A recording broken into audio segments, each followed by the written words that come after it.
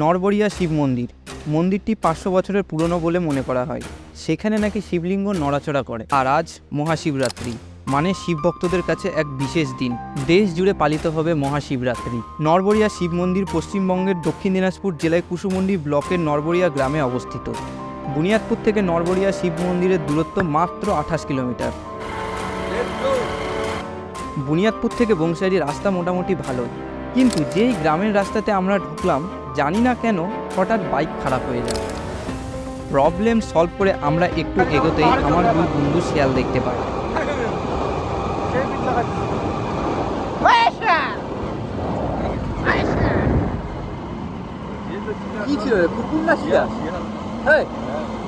আর আমি সেটাকে কুকুর বলে মনে করেছিলাম। কিছুক্ষণ যাওয়ার পর আবার দেখা। এত রাতে গ্রামের এই রকম শান্ত পরিবেশ দেখে ভয় তো একটু লাগছে, কিন্তু তারপর দেখি মেলার কাছে প্রায় চলে এসেছি। এখন রাত 11টা, আর ভিড়টা দেখো।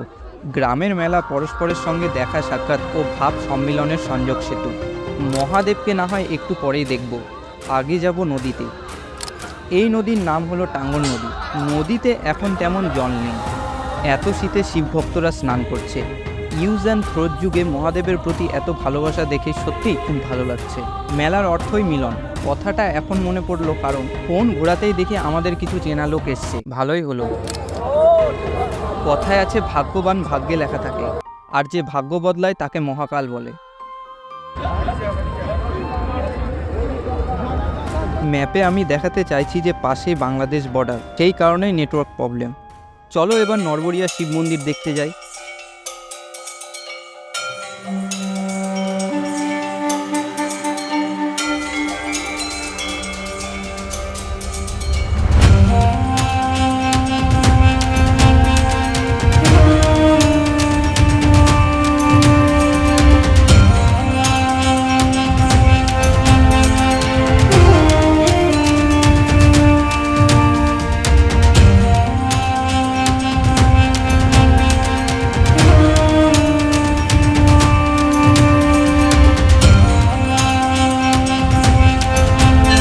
আর একটা মন্দির আছে, সেটাও দেখতে এসেছি।